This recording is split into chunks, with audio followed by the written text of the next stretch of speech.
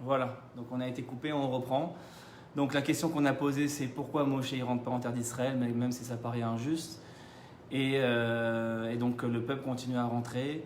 Et donc le début de la paracha va être Hanan, commence comment? Va être Hanan, El Adonai, Baet Haï. Moshe il prie, c'est pas qu'il veut pas rentrer Moshe, maintenant qu'il accepte. Moshe il prie de tout son cœur à Dieu pour pouvoir rentrer. Il va être Hanan, il supplie Dieu. Et il fait, on dit 515 prières, c'est la valeur numérique, comme vous savez, les mots en hébreu ont une valeur numérique. Va être Hanan, c'est la valeur numérique 515, et c'est la même valeur numérique que le mot Tefila, la prière. Et donc on dit qu'il a fait 515 prières, c'est-à-dire il a prié sans cesse pour pouvoir rentrer. Il y a plein de choses, on dit qu'il a dit à Dieu, je suis prêt à être l'élève de Yoshua. Yoshua c'était son élève. Il a dit, je suis prêt à moi devenir l'élève et que lui soit le maître, mais que je rentre. Dieu lui a dit non. Après, il a dit, je suis prêt à devenir un oiseau, un animal pour survoler la terre d'Israël. Dieu lui a dit non. Après, il a été voir le peuple juif, il a dit, je vous en supplie, il a fait une allusion, il a dit, Dieu, il ne veut pas que je rentre. Le Midrash nous raconte, il a été voir le peuple, il dit, Dieu, je ne veux pas prier pour moi, vous. Parce qu'on sait que la prière collective est beaucoup plus forte que la prière individuelle. Et le peuple n'a pas compris, ils n'ont pas prié au final pour Moshe. Alors que le Midrash nous dit, s'ils avaient prié pour Moshe, peut-être ils seraient rentrés. Il a demandé aussi à Elazar, le fils de Aaron, il a été voir Elazar, il a dit, Elazar, prie pour moi, moi j'ai prié pour ton père Aaron. Pourquoi? Parce que quand il y a eu le veau d'or, Aaron a participé quelque part au veau d'or, et Dieu à ce moment-là a voulu exterminer Aaron et sa famille. Et on sait que Moshe, il a prié pour Aaron et sa famille, malheureusement il n'a pas pu sauver Nadav et Avihu, deux des enfants d'Aaron sont morts à cause de ça, mais il a pu sauver Elazar, un de ses fils, un autre fils, et Aaron lui-même, et donc il a été voir Elazar, il dit, moi j'ai prié, je vous ai sauvé par ma prière, je t'en supplie, prie pour moi pour que je puisse rentrer. Il n'a pas voulu? Et Dieu n'a pas voulu qu'il rentre. Non, et Eliezer, il a prié? Ah, je sais pas, c'est pas dit là ensuite. On dit qu'il a tout fait pour essayer de rentrer, mais Dieu lui a dit, tu rentreras pas, c'est un décret, c'est comme ça. Ok, donc on va essayer de... C'est comme ça qu'on dit Zerfuka. Voilà, Zerchok, Xera. Exactement, Xera, Chok, c'est une loi incompréhensible, c'est un décret. Voilà. Donc, avant d'essayer de comprendre pourquoi et en quoi ça nous concerne nous aujourd'hui, parce que c'est ça l'étude de la Torah. L'étude de la Torah, c'est pas il s'est passé il y a 3000 ans, Moshe, etc. Quelque part, on s'en fiche de ça. Ce qui nous intéresse, pourquoi on étudie la Torah, c'est parce que nous, en 2020, il y a des messages qui nous intéressent. C'est ça pourquoi on étudie la Torah. Ça sert à rien d'étudier la Torah si c'est pour dire, si c'est un livre d'histoire, etc. La Torah, c'est un message divin, c'est une prophétie, c'est-à-dire c'est un message avec des codes. Et quand on sait décoder, ça nous parle directement à nous. C'est des messages cycliques, éternels. Toute l'histoire est traversée par le livre de la Torah. On dit que le Dieu, il a regardé la Torah, il a créé le monde. Donc ce n'est pas des images, ça veut dire que dans la Torah se cache toute l'histoire du monde. Donc en vérité, quand on étudie Moshe, en vérité, ce n'est pas que Moshe physique, c'est aussi des concepts qui nous concernent à nous. Donc c'est intemporel. C'est intemporel, exactement. C'est le principe que ce soit une prophétie divine, c'est-à-dire que c'est intemporel et chaque mot, chaque lettre, quand on sait l'étudier en profondeur, c'est-à-dire la technique du sod, du secret, on va étudier les mots, les lettres, le sens, etc. On découvre des choses beaucoup plus profondes. Alors avant de rentrer dans le vif du sujet, j'aimerais vous lire un passage de Yirmiyahu. C'est un passage, Yirmiyahu était un grand prophète à l'époque du temple. Avant, il a annoncé la destruction du temple, etc. Et donc, il y a un passage que j'aimerais vous lire et vous saurez pourquoi à la fin. Ce sera ma conclusion. Mais le passage, il dit comme ça en fait. Ine yamim baim neum Adonai. Voici les jours qui viennent, le discours de Dieu. Donc, on parle de la fin des temps, à l'époque messianique. Vahakimoti les David Semar David. Et je vais amener David, qui est donc le modèle de la royauté, le modèle du Mashiach. On dit Mashiach ben David. Mashiach est un descendant de David, pas que biologique mais aussi idéologique. C'est-à-dire que David représente l'idéologie messianique. Tsemar David, la pousse du tzaddik, ou Malach Meler Veiskil, c'est un roi qui va régner et qui va réussir, qui sera très intelligent. Veasa Mishpat Utzdaka Baaretz, et il fera la justice et la charité dans le monde. C'est comme ça qu'on définit Mashiach dans un premier temps. C'est pas qu'il va faire des miracles ou qu'il va descendre du ciel ou il va avoir des ailes d'ange, etc. La première caractéristique de Mashiach, c'est que ce sera un homme qui va faire la justice et la charité. C'est la première chose qu'il va amener dans le monde. Comme ça que Dieu définit la royauté de David. C'est pour ça qu'on dit dans la Hamida, Baruch Ata Hashem Melech Ohev Tzedaka Mishpat. Le roi, il aime d'abord la justice et la charité. C'est la définition d'un vrai dirigeant, d'un vrai leader, d'un vrai roi. C'est la compassion pour son peuple au niveau de la justice. Comme on sait, les premières choses qui nous éloignent de Dieu dans la vie, c'est les injustices, c'est les incompréhensions.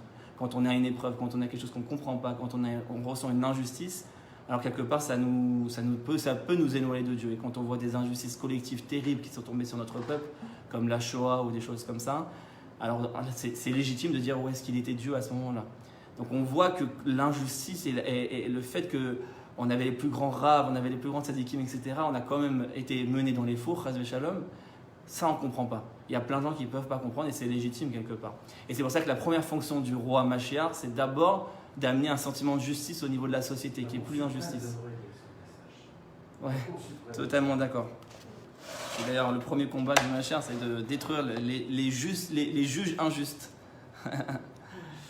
Donc, il dit, voilà, Beyamav Tivasha Yehuda. Et donc, en ces jours-là, Yehuda va nous libérer. Yehuda, qui est le symbole de la royauté, c'est la tribu de la royauté, Yehuda. On sait qu'il y a 12 tribus. Et donc, Yehuda représente la royauté. Le Mashiach, tous les rois descendent de Yehuda. Ve Israël Ishkon Lavetar. Et le peuple juif va s'asseoir en sécurité sur sa terre.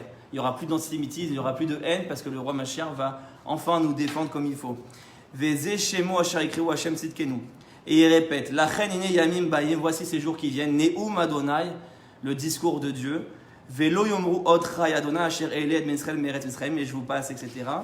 Et ensuite j'arrive à là, un verset très mystérieux, qui dit juste après, La Nevi'im Nishbar Lebi Bekirbi. Les prophètes, mon cœur s'est brisé parmi moi. Il parle des prophètes de l'époque. Il y avait plusieurs prophètes à l'époque, des très grands tzadikim qui prophétisaient.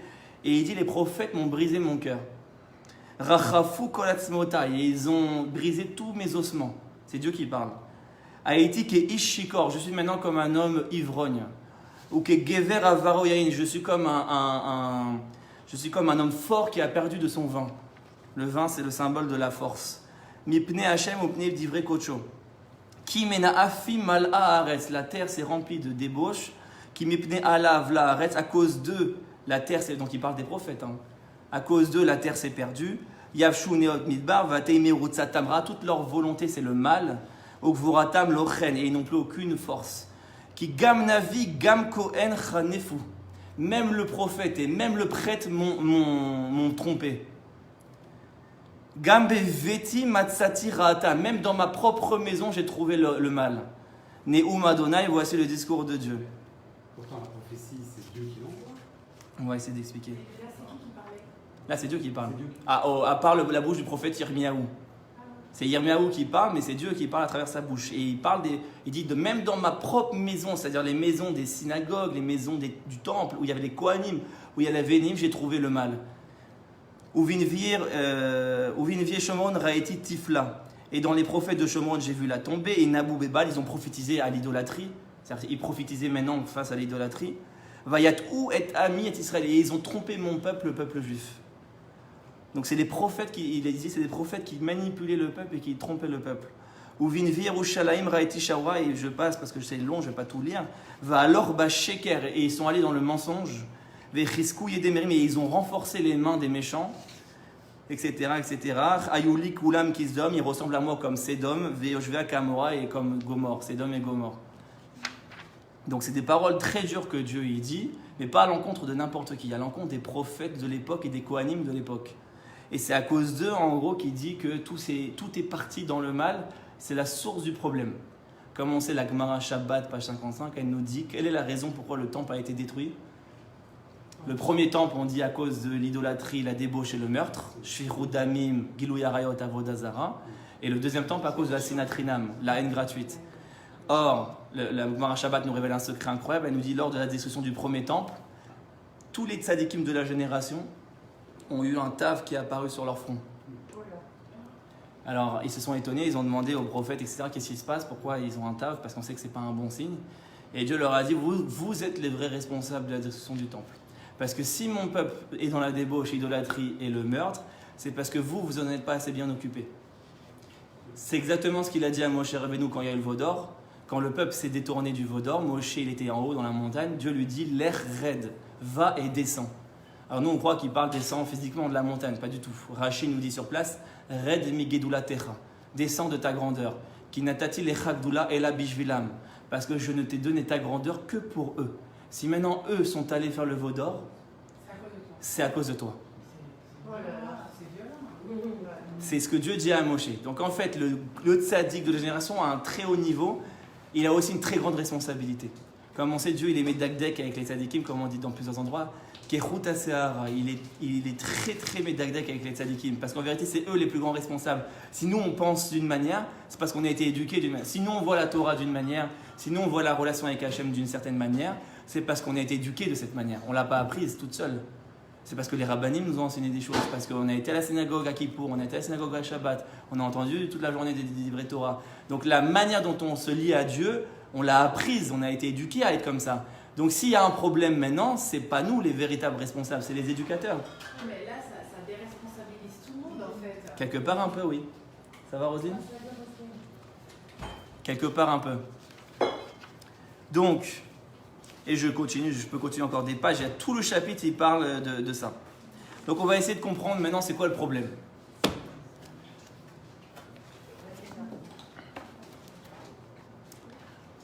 Alors maintenant je vais vous lire un passage du Zohar HaKadosh.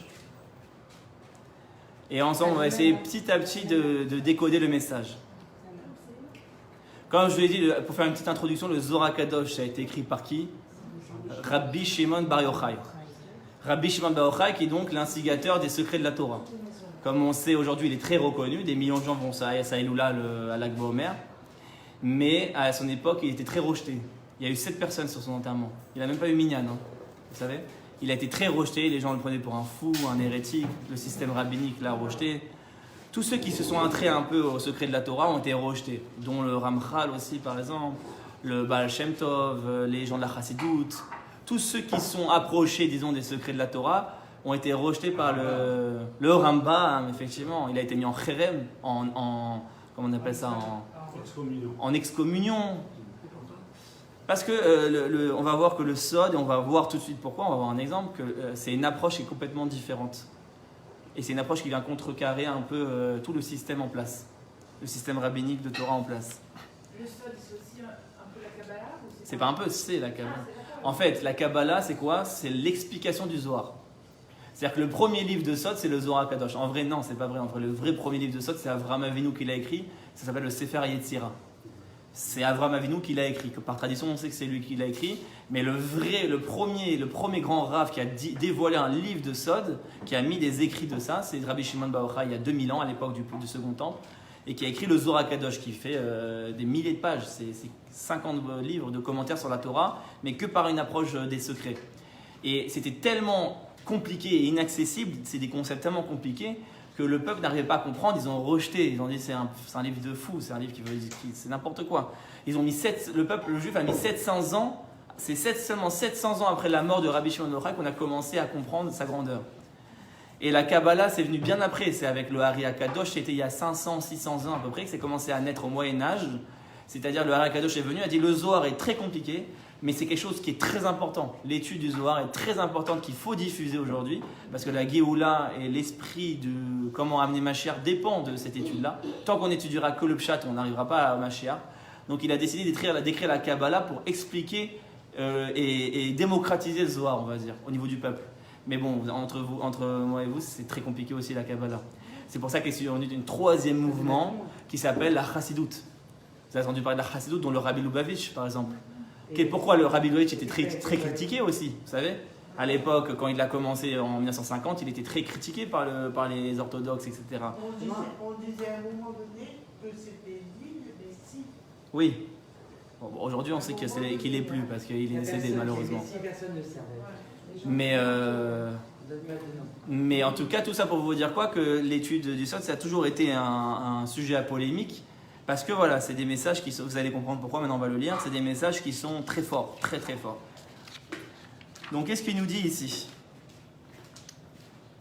Donc c'est une discussion entre Dieu et Moshe, on a compris, Moshe prie pour rentrer en terre d'Israël. Okay? Et il dit, le Zohar, il dit, voilà, oui, pardon, elle m'a déjà servi, merci beaucoup Roger. Et donc il dit comme ça, Ve'amar od ou ishtelim begufa shelim. Moshe nishlam beguf shalem sheusod atiferet akolel yamin usmol. Moshe, il représente une unité entre la droite et la gauche. Qu'est-ce que ça veut dire? En fait, on sait que dans le monde, il y a une dualité.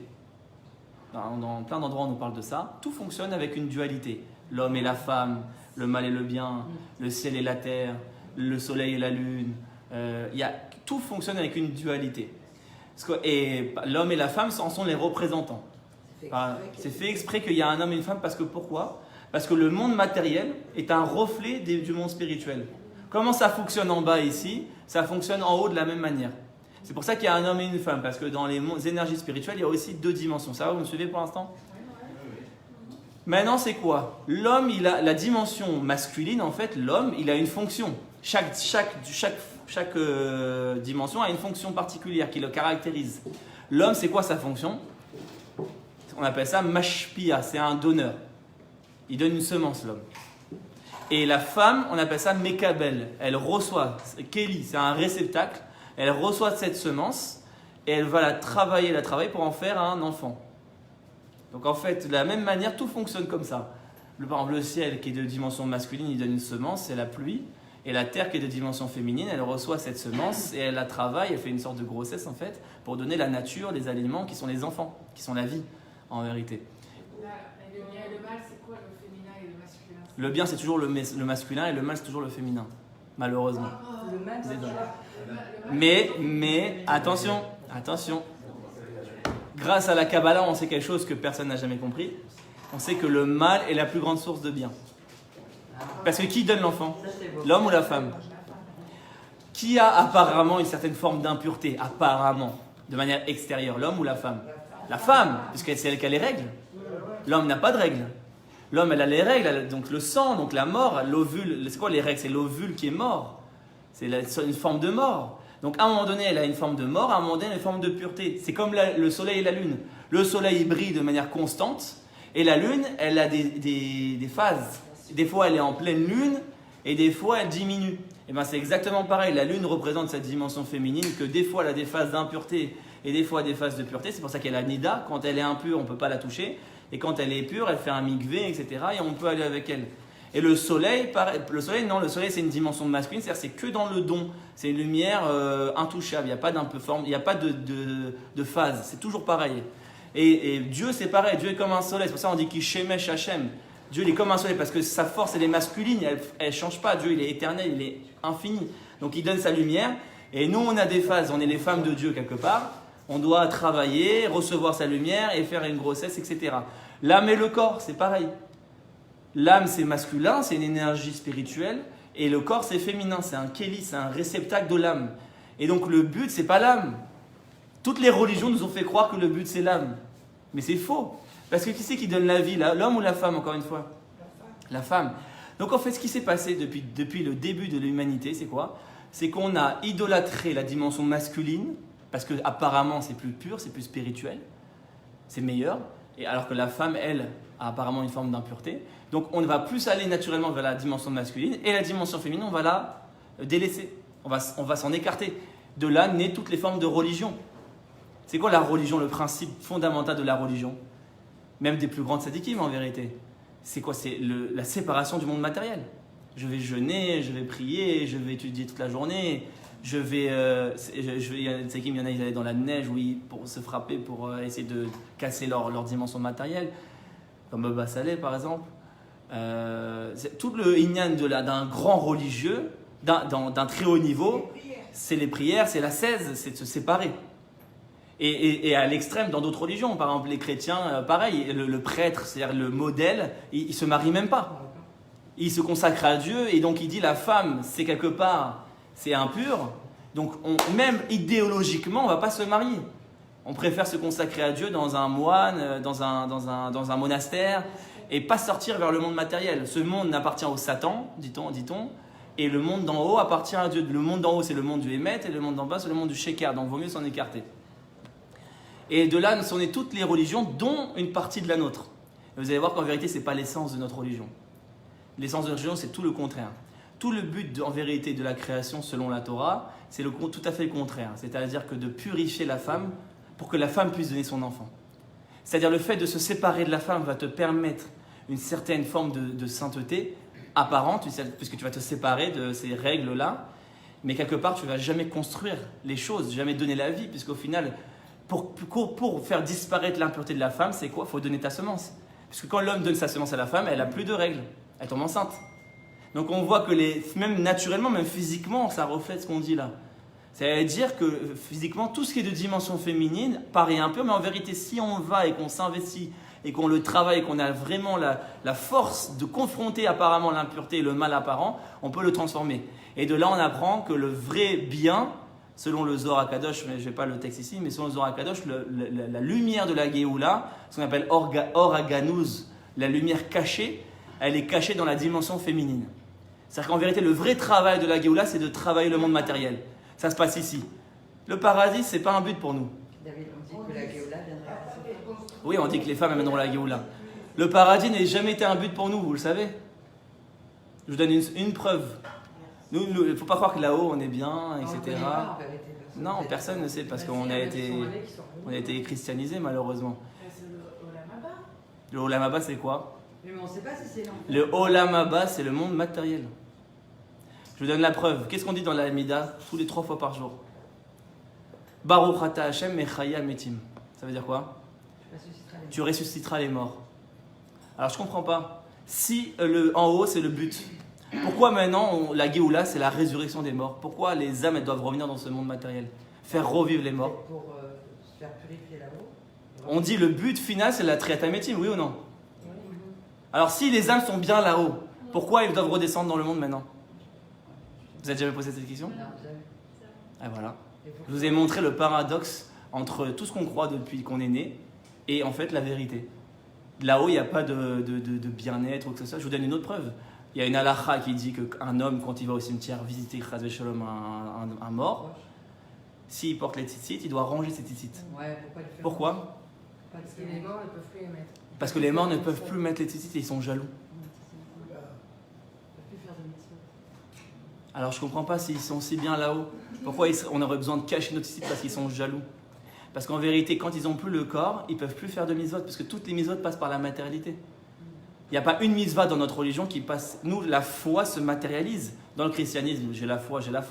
Mais nous, c'est du tzitzit, c'est des téphilines, c'est à Soukot, on fait les fruits, les trogs. Tout passe par des actions matérielles. Ça, c'était au don de la Torah. On a uni le spirituel. Exactement. Bah justement, ça montre que le but final, c'est d'arriver à ça. Avant le don de la Torah, comme le dit effectivement monsieur, c'est que par exemple Yaakov, quand il mettait ses téphilines, il ne mettait pas les téphilines comme nous aujourd'hui. Il nous dit il mettait des branches de roseau et il les jetait. Parce qu'il n'y avait pas de sainteté dans la matière. Alors qu'après le don de la Torah, les mondes ont commencé à s'unir. C'est ce qui a écrit d'ailleurs Vayered Hachem. Hachem est descendu. Et nous, on est monté. Il y a eu une unité entre les mondes d'en haut et le monde d'en bas. Et la matière a commencé à se sanctifier à un premier niveau. Et comme on le sait, à la fin des temps, elle va se sanctifier à un deuxième niveau. Par exemple, aujourd'hui, on est en 5780, on est le 16e millénaire. Le 7e millénaire, on dit que c'est le millénaire de la Géoula. Or, le 7e millénaire, le chiffre 7, vous faites penser à quoi? Le chiffre 7? C'est le jour de la semaine. Quel est le 7e jour de la semaine? Shabbat. Shabbat, c'est le 7e jour. Donc, le 7e millénaire, c'est quelque part le millénaire du Shabbat. Or, qu'est-ce qu'on fait Shabbat? Quelles sont les plus grandes mitzvot Shabbat? Prier, étudier? Non. Bien s'habiller, aller avec sa femme, c'est une très grande mitzvah, le soir de Shabbat. Bien manger, les 3 séodot. La sieste, on dit que le Harakadosh, il dormait 3 heures à Shabbat alors qu'il faisait que 10 minutes par nuit. Que des mitzvot matérielles. Alors, excuse-moi, Oui. on fait des mitzvot ici pour le Olam Haba, donc là tu m'entraînes. Ouais, aussi, c'est rien, le Olam Haba. En fait, tout le truc, c'est quoi? C'est que le Olam Haba, ce n'est pas le monde d'en haut, c'est le monde d'ici. C'est-à-dire que quand tu fais une mitzvah, en vérité, dans le monde ici, tu as déjà le potentiel du Olam Haba.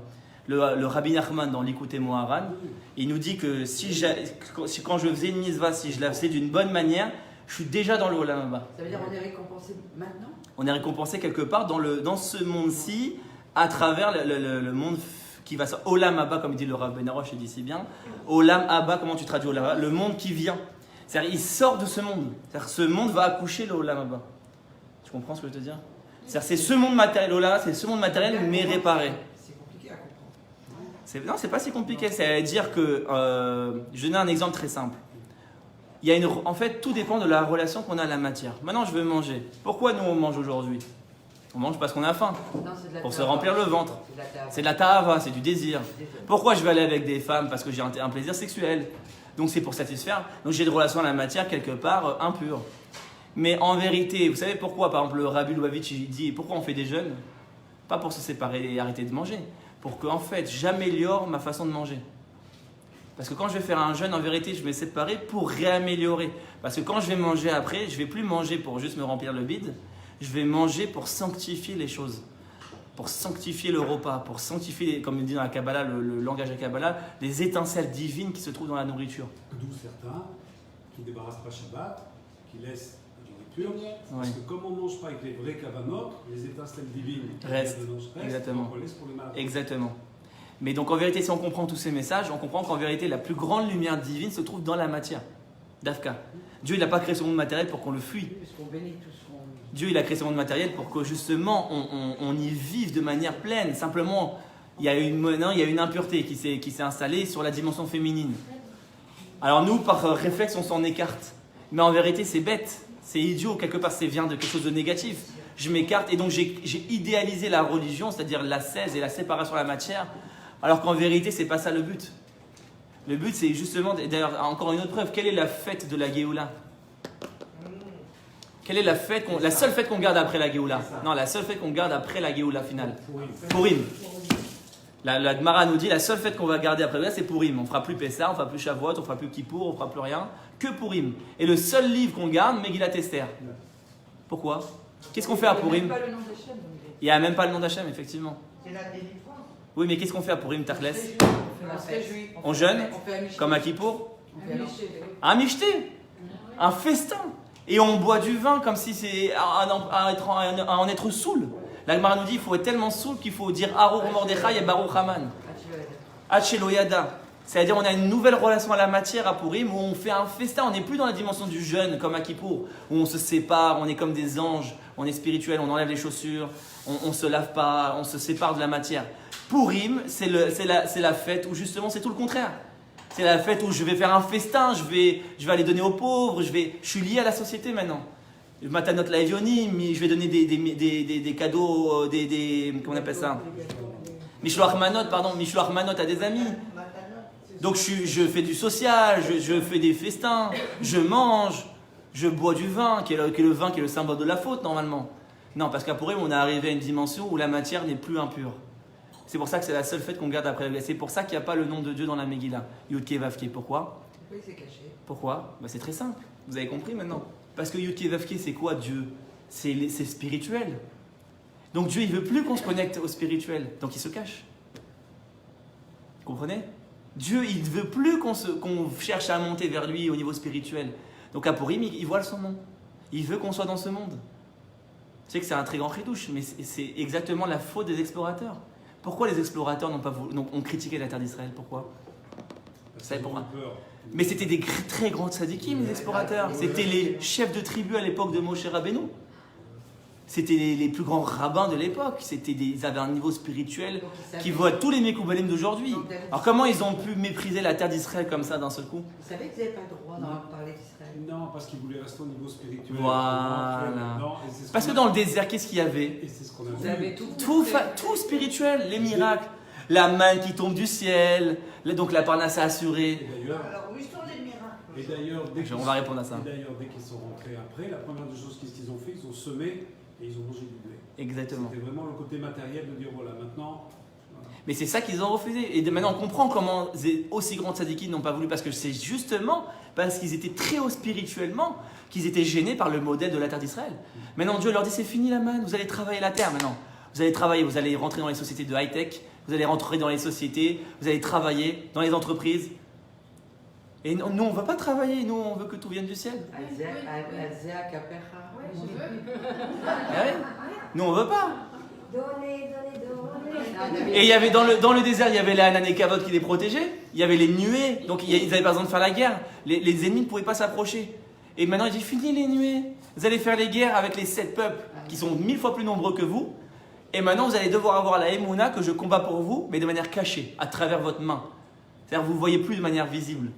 C'est à travers ma main. J'agis avec l'épée, je dois faire la guerre maintenant. Je dois construire une armée, je dois construire Tsahal.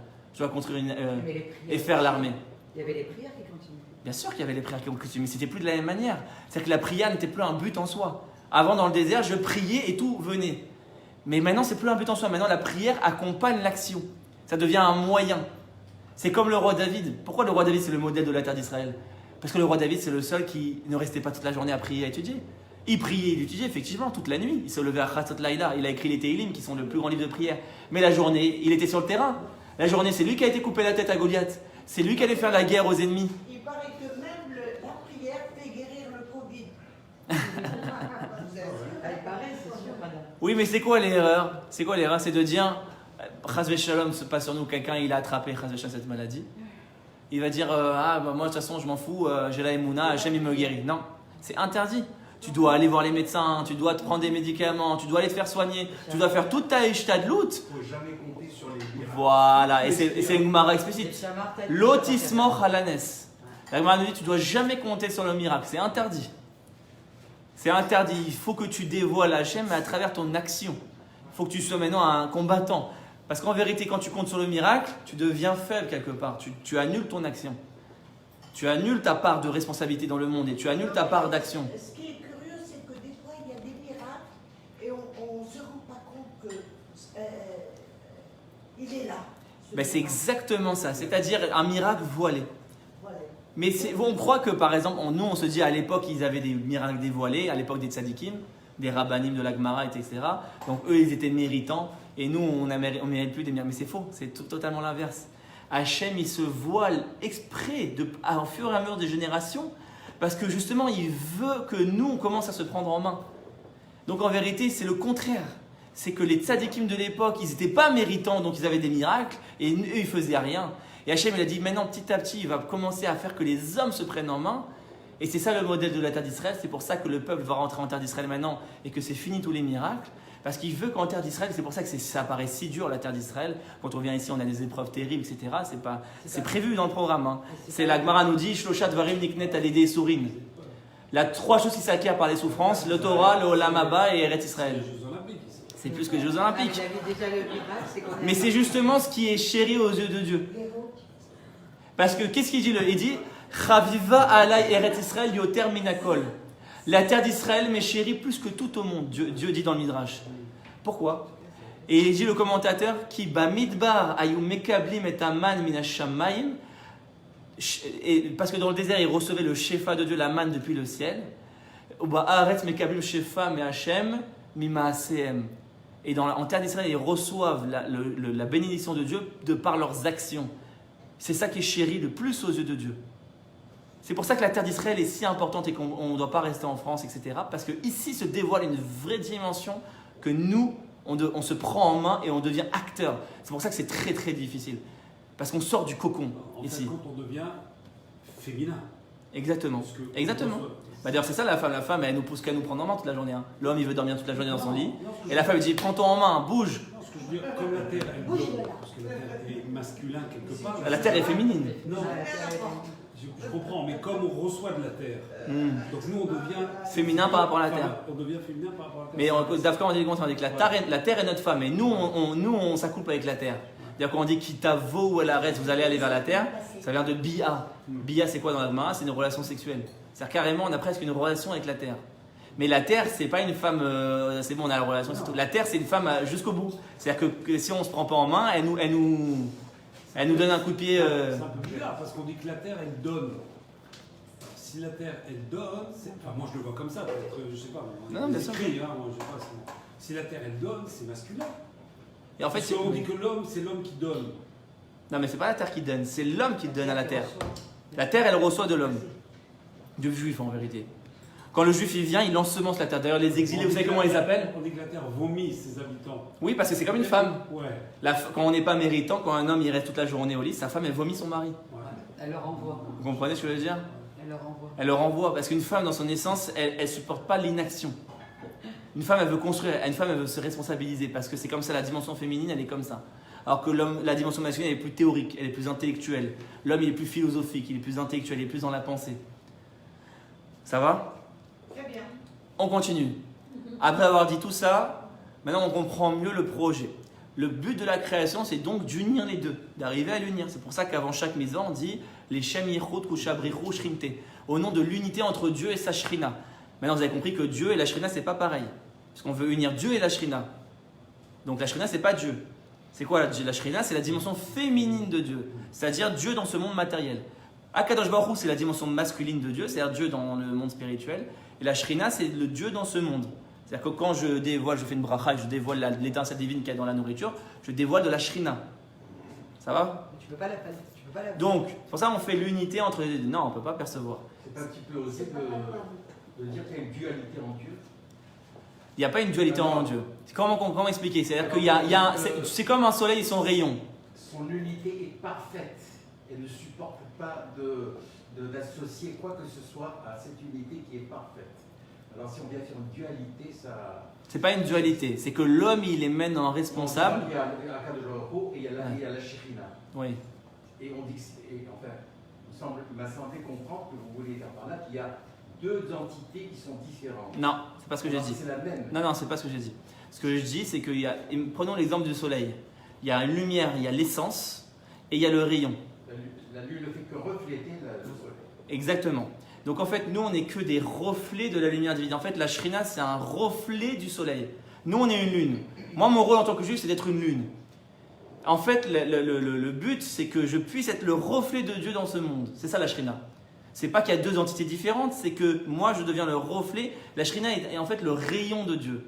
Dieu ne change pas. Dieu, il est infini. Dieu, il est intouchable. Il n'a pas besoin de nous, Dieu.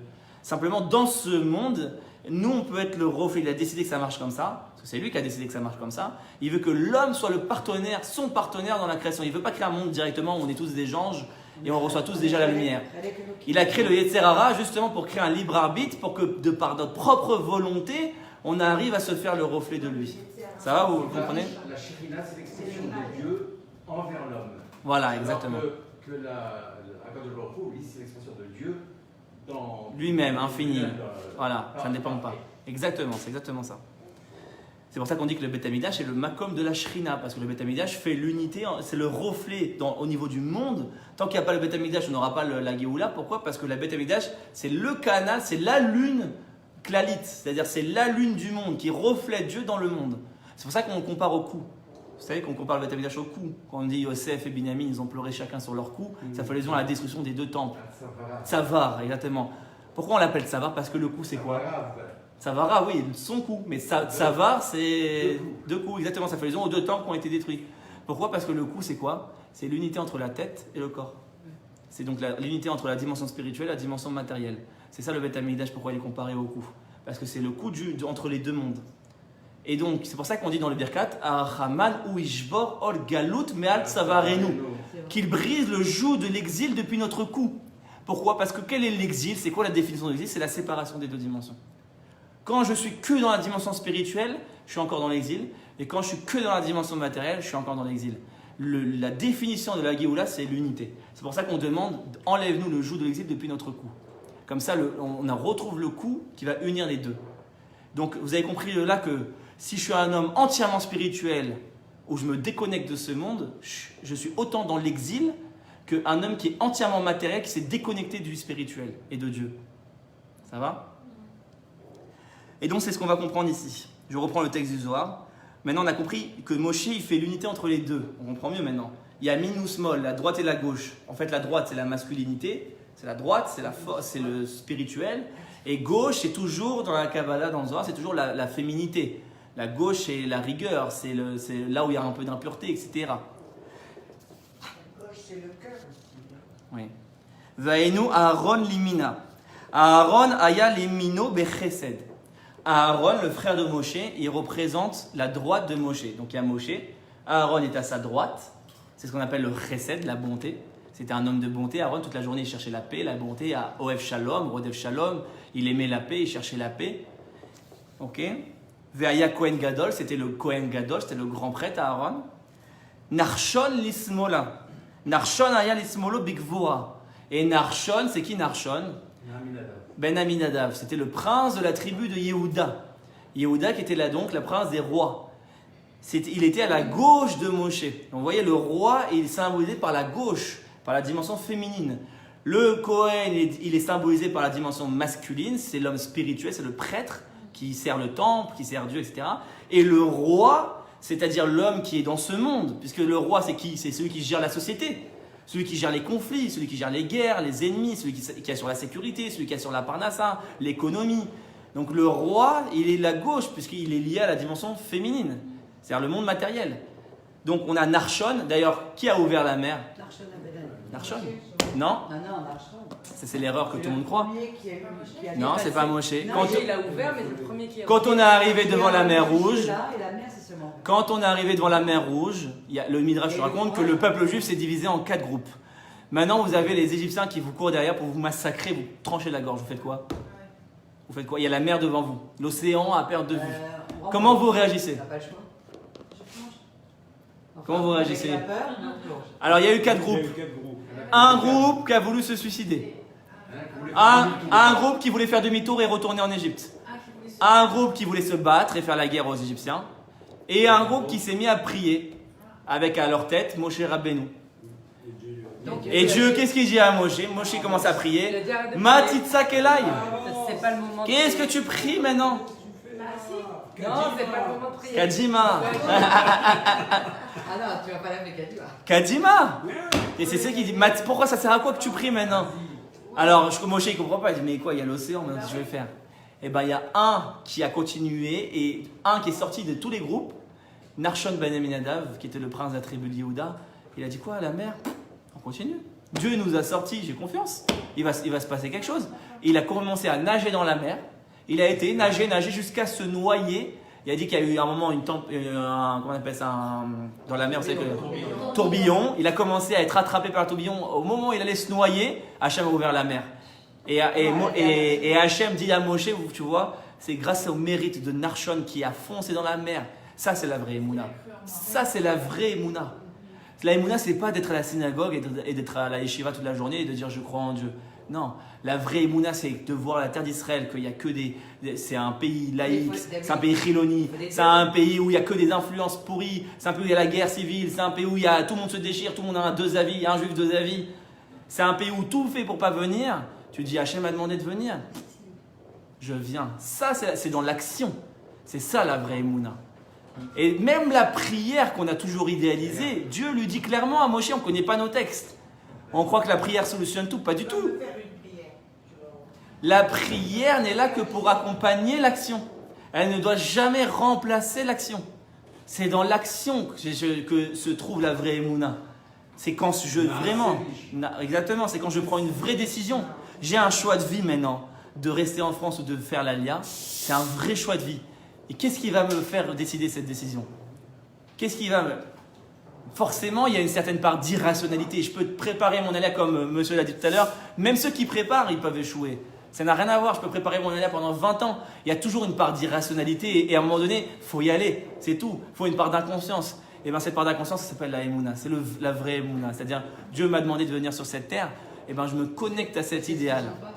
C'est ce qu'on n'a pas, parce que comme il dit monsieur si bien, il a dit l'alia échec parce qu'on l'a fait par peur, on l'a fait pour fuir quelque chose, on ne l'a fait pas par idéal. Ce qui donne la vraie force de réussir l'alia, c'est l'idéal.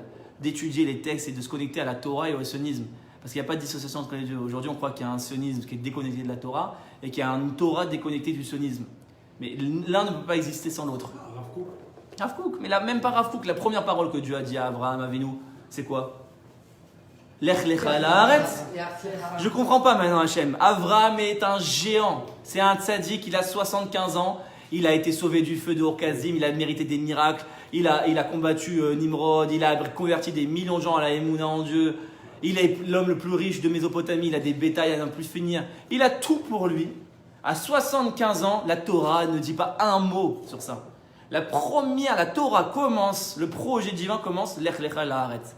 Dieu ne se révèle pas à Abraham avant ça. Va vers la terre. Tout ce que tu as fait avant, ça ne m'intéresse pas. Ça ne m'intéresse pas. Le projet principal, c'est la terre d'Israël. Pourquoi? Parce que le projet principal, c'est que je vais construire une nation sainte, une collectivité sainte. Je peux poser une question? Bien sûr. Qui va peut-être faire bondir. Pourquoi est-ce que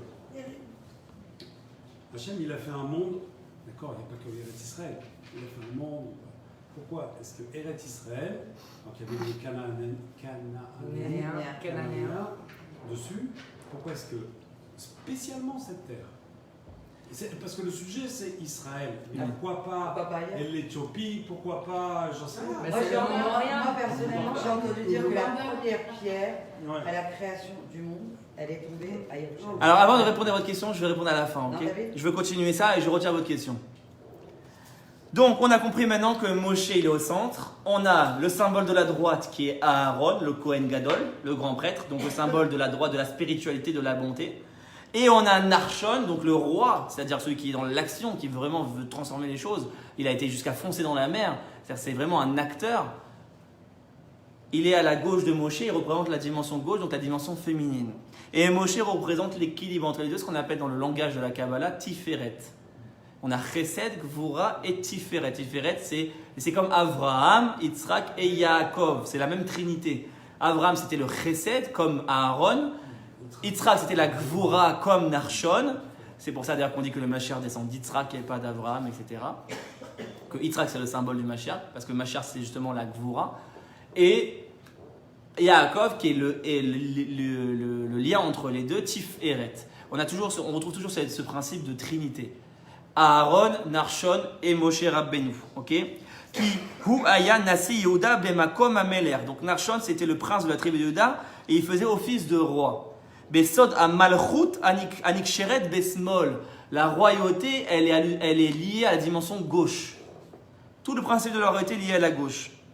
Ou Moshe aya benehem qui aya ikar gufa tiferet. Et Moshe se trouvait entre les deux parce qu'il c'était le corps du tiferet, c'est-à-dire l'unité entre les deux. Ok? C'est ça qui a écrit dans le verset, à la suite du verset, il y a écrit que Vaetranan, Hachem, Baetaïl est mort. Et Moshe il invoque quoi? Il dit Et Godlecha, ta grandeur. Le Zohar nous dit c'est quoi Et Godlecha, ta grandeur? Mimina da Aaron. C'est Aaron, c'est la droite. La droite représente la grandeur de Dieu. Zeu Aaron Shayamino. Ve'etiadecha Chazaka. Et après il invoque la main forte de Dieu. Ve'etiadecha Chazaka. C'est qui? C'est Narshon, nous dit le Zohar. Mismola da Narshon. Narshon, c'est la main forte. Aaron, c'est la grandeur de Dieu. Narshon, c'est la main forte de Dieu. Zeu Narshon, Sheaya Mismolo. C'est Narshon qui était à sa gauche. Vekar Beginkar Moshe Shiruta Be'alma Ava. Ok, donc on a compris qu'en fait on a ce principe de trinité. Et là, à partir du moment où on a ces trois dimensions, on a créé le peuple juif. On a stabilisé le peuple juif. C'est-à-dire quoi? Le Kohen Gadol, le grand prêtre qui sert dans le Beth Amikdash. Le Melech, le roi qui dirige la nation. Et le Navi. Moshe, c'est qui? C'est le Navi, c'est le prophète. Moshe, c'est le plus grand Navi de tous les temps. Donc quand on a le Kohen Gadol, le Melech et le Navi, on a les trois piliers du judaïsme qui permettent de stabiliser la nation juive et donc d'amener vers la Géoula. Tant qu'on nous manque un des trois, on ne peut pas avancer. Il nous faut le Melech, le Kohen Gadol et le Navi. Ça va pour l'instant? Maintenant, je vais jouer un petit peu avec les lettres. Est-ce que vous maîtrisez un peu l'hébreu ou pas du tout? Pas du tout. Pour certains oui, pour certains non. Si on prend les premières lettres en hébreu des trois personnages, Aaron, Moshe, Narshon, on obtient quelle lettre? Amen. Amen. Chazak. Quand on dit Amen, en fait, on fait allusion au secret de cette trinité. Amen, c'est Aleph, c'est Aaron. Je répète pour ceux qui entendent. Mem, c'est Moshe. Et Nun, c'est Narshon. Donc c'est le Kohen Gadol, le Navi et le Melech. Ensemble, quand on dit Amen, on obtient cette trinité qui permet donc de quoi? D'unifier les deux mondes. Et d'où on sait que le mot Amen unifie les deux mondes. Est-ce que vous connaissez un peu le principe des valeurs numériques? Gematria, exactement. Si vous faites la gematria du mot Amen, ça fait quelle gematria? Alors, même c'est 40, Moul c'est 50, Aleph c'est 1. Ça fait combien? Ça fait Non. 91. 91. Or, il y a deux noms divins différents. Il y en a plusieurs, mais principaux. Yud-Ke, Vav-Ke. Quelle valeur numérique? 26. Et Aleph, Dalen, Nun, Yud. Oui. Vous savez ce nom-là? Ouais, faut pas Les dire. deux ensemble font 92. Exactement, 91. 91. 65 et 26, ça fait 91. Et le Zohar HaKadosh, je dis, le Yud-Ke, Vav-Ke, c'est la dimension de Dieu spirituel. Et le Ad-Nut, Aleph, Dalet, Nun, Yud, représente la dimension matérielle de Dieu, c'est-à-dire la Shrina, le dévoilement. C'est-à-dire que 91, c'est l'unité des deux noms divins. C'est le mot Amen. Et c'est les trinités. C'est-à-dire que quand on a le Kohen, ça va, vous me suivez? Le Kohen Gadol, le Navi, le Melech. Gematria. On arrive à avoir ce Trinité qui est donc le pilier pour unir les deux mondes, les deux noms divins, Yud-Ke, Vav-Ke et Adnout. Dans les livres des prières, On met le nom à les Adonai. deux Ouais. sont entrelacés. C'est tout le but. Ils sont entrelacés parce que justement on veut unir ces deux noms. Et c'est ce qu'il dit d'ailleurs dans le verset. Juste après, c'est ça qui est fou, il y a écrit Rabbi Yehuda Amar, Artiv Adonai Elohim. Hachem, on ne dit pas Elohim. Il écrit dans le verset juste après, quand il prie à Dieu, il invoque les deux noms en même temps. Pour ceux qui savent un peu, il dit Aleph Dalen Yud Yud, Yud Ke Vav Ke. Les deux noms se suivent dans le verset. Et on ne comprend pas, les commentateurs disent pourquoi il dit deux noms. Lequel on a le droit de prononcer quand on fait la tefila? Lequel on a le droit de prononcer Ce Aleph Dalen Yud Yud. On ne lit pas Yud Ke Vav Ke tel qu'il est écrit. Yud Ke Vav Ke, on Yeko. On n'a pas le droit de le dire, que à la fin des temps on pourra le dire. Mais on dit Aleph Dalet Yud Yud. Et donc Moshe, il invoque les deux noms pour faire allusion à ce que je vous dis, pour unifier les deux noms. Ça va pour l'instant? Donc ça, c'est quand on est au niveau de Moshe, donc quand on est dans le désert. Or, quelle est la première lettre du mot Amen? Aleph. Qui est donc quel personnage? Aaron. Aaron, on a dit qu'il symbolise quoi? Le prêtre. Le grand prêtre, et donc le chesed, la droite. Et donc, quelle dimension? La grandeur. La grandeur, la spiritualité. Donc en fait, quand on est dans le désert, le modèle qui est en avant, c'est quoi? La droite. Aaron, la spiritualité. Dans le désert. Or, le désert fait allusion à quoi? Parce que comme je l'ai dit, la Torah, c'est pas le désert d'il y a 3000 ans. Le désert, les 40 ans dans le désert, font allusion à quoi dans notre histoire? Tous les miracles. À la diaspora. Ah, c'est ça. Les 2000 ans de diaspora qu'on a vécu, c'est une forme de désert avant qu'on rentre en terre d'Israël. Donc en fait, pendant la diaspora, on a compris qui est le modèle? Aaron, donc le tzaddik, l'homme spirituel. C'est lui le modèle pendant 2000 ans d'exil. Pourquoi? Parce que quand on est en exil, eh ben, on ne peut pas corriger le monde matériel. Le juif ne peut pas commencer à dire je vais fonder une société, je vais changer les lois, je vais instaurer, etc. Donc il va créer une forme de ghettoisation et il va s'enfermer dans un monde spirituel. Nos communautés. Donc et c'est ce modèle-là qui correspond à la galoute, à l'exil. En Pologne, au Maroc, partout où on a modélisé le tzaddik. On a modélisé l'homme spirituel. Mais le problème, c'est quoi? Eh bien, je vous lis la suite. Et là, on arrive dans le vrai vif du sujet du cours. On va comprendre pourquoi Moshe n'est pas rentré en Eretz Israël maintenant. Rabbi Yitzhak Amar, Rabbi Yitzhak dit, Ma she'amar lo HaKadosh Baruch Hu. Qu'est-ce que Dieu lui dit? Rav lach. Il lui répond à ses prières. Ça suffit pour toi. Aïnou, c'est-à-dire Binhiru deshimsha dahava gabar. Dai lecha be'or hashemesh. Toi, tu es la lumière du soleil, ça suffit. Moshe reprend donc le soleil, la dimension spirituelle, le tzaddik. Shehu atiferet shaya meir bechadata she'alede ze aita asholet. Tu étais toi le dominant, le modèle, Moshe. Baolam. Al tosef, lui dit Dieu. Ne rajoute plus. Pourquoi? En lecha od tosefet shita, nous dit le Zohar. Tu n'as plus, je ne veux plus que tu ne sois le modèle, le dominant. C'est très nouveau. Hein. Il dit ça de Moshe. Il parle à Moshe. Et il dit, je ne veux plus que tu sois le modèle dominant. C'était pas le dominant, Moshe. Si. Non, c'était celui qui unissait c'était le la meilleur. droite de la gauche. Oui, mais ça veut dire que c'était pas le roi, c'était le Navi, c'était le prophète. Disons que le Kohen et le Navi sont ensemble. Amen, c'est Aleph, même Nun. C'est-à-dire que le Nun, qui est Narshon, est à tout à la fin. Donc le roi n'est pas le modèle dans le désert. C'est les hommes spirituels qui sont le modèle. C'est les rabbanim, c'est les tzadikim qui ont une longue barbe comme ça, un chapeau comme ça. Depuis toujours, le judaïsme de diaspora, du désert donc, c'est les rabbanim avec des gens qui prient toute la journée, qui sont dans des mondes spirituels, qui sont le modèle du judaïsme. C'est eux notre modèle aujourd'hui. Et tu trouves que si aujourd'hui on les avait pas... Alors attendez, on finit. Et Dieu lui dit, je ne veux plus que tu sois toi le modèle. Des hazimna des siara mata qui igia azman shlita tayareach. Est venu le temps de la dominance de la lune. Shehi amalchut, qui est la royauté. Aliédé Yehoshua, qui est donc Josué. Josué va représenter le modèle de la royauté de la lune. Vesiara la yachi leanara adeit keni shimsha. Veyareach ena yechola leair velishlot. La lune ne peut pas monter et dominer tant que la lumière du soleil est présente. Donc pour que Yoshua puisse monter, il faut que tu disparaisses. C'était pas lui. Mais c'est Yoshua. troisième. Mais c'est Yoshua. Moshe, il c'est a le précédé. troisième. Moshe, c'est le soleil. Aaron, c'était la grandeur, Ouais. la main droite. Narshom, la main gauche. Et Mm. Moshe, il faisait le lien. Donc, c'est pas lui la lumière. Non, mais en vérité, c'est une bonne question. Le lien qui se fait à l'époque de Moshe dans le désert, c'est que la gauche s'inclut dans la droite et Moshe les unit de cette manière. Oui. Et c'est ça que Dieu il reproche à Moshe. Il veut que ce soit la droite qui s'inclut dans la gauche maintenant. Vous comprenez ce que je veux dire? Ça va, vous suivez? On va expliquer, c'est des concepts, je vais expliquer après. Juste, je veux finir ce texte. Donc, Shea Zatiferet Meir ou Mashpia ben Malchut, Aval, et donc dans la suite du verset, il lui dit quoi? Tzav et Yoshua, nom Yoshua, Vechaskeu, et renforce-le, Ve'amtseu, An Deu Shimsha, toi qui es le soleil, Ba'el et Anara Lesera, ton rôle, c'est pas d'être un soleil en soi, ton rôle, c'est d'éclairer la lune pour que la lune monte. Ça va? Donc, en fait, qu'est-ce qu'il est en train de dire là, Hachem?